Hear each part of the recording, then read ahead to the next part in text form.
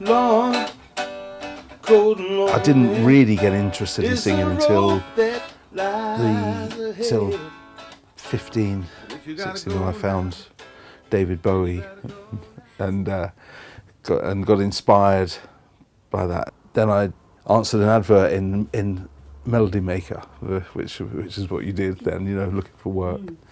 Joined a band up the north. Basically ended up getting a deal with Epic Records, so I had to quickly cobble together an album.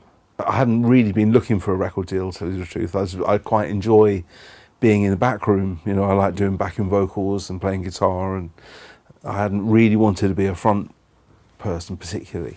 But the people I met who played on my album, the session musicians, then asked me if I would like to do some session work with them. I got invited to do sessions.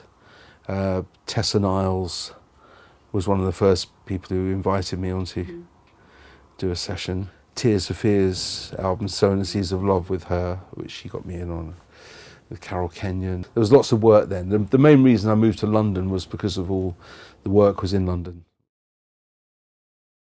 I've just been lucky to have just gone from one job to the next, really. Breathe and bands like that I worked with in the 80s. And then I teamed up with a guy called Youth, and we wrote a bunch of songs, and I got signed to Big Life Publishing, which is Jazz Summers and Tim Parry. And we wrote some songs for Yaz, like Fine Time and Wanted. I ended up singing on most of the boy bands in the 90s, so I ended up going away from.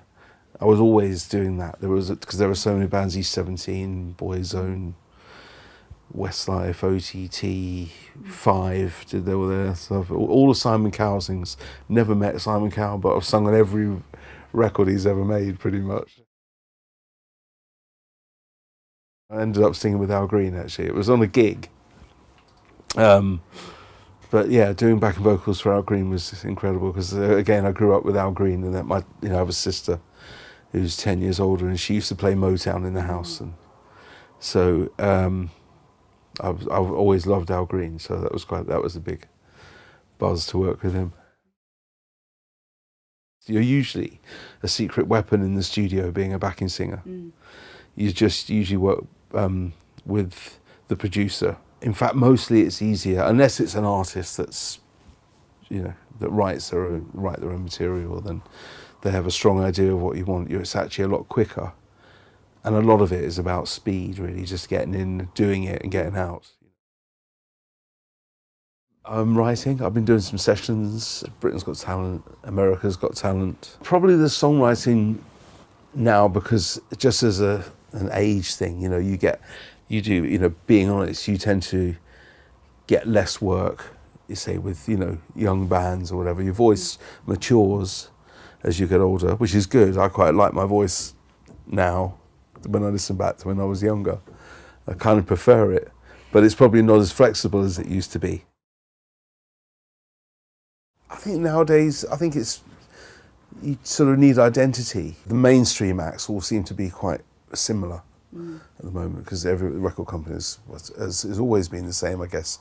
Once someone's had a hit, they want to copy that. So I think the people that have the best path, really, are the ones who have something the music that they love, folk or whatever it is they're doing, and they have a niche market where you can sell your records at gigs, and you can have a website, and that's probably the best way of building up, and you get a loyal fan base that way.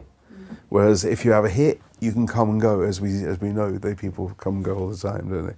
It's better that more people can make music from home, can create, because you can post all your songs and stuff up on YouTube, but it's actually getting them heard, getting them out there to people.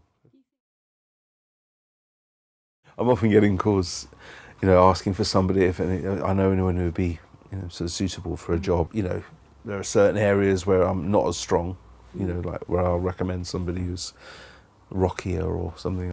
It'd be great for those people to have a site to go to where they can just click on somebody, hear their voice, and decide for themselves if they're going to be right. It's just trying to get people to come to your website. Whereas if you're on yours, then it's obviously, it couldn't be better, really. brought it home to you. Along the way, the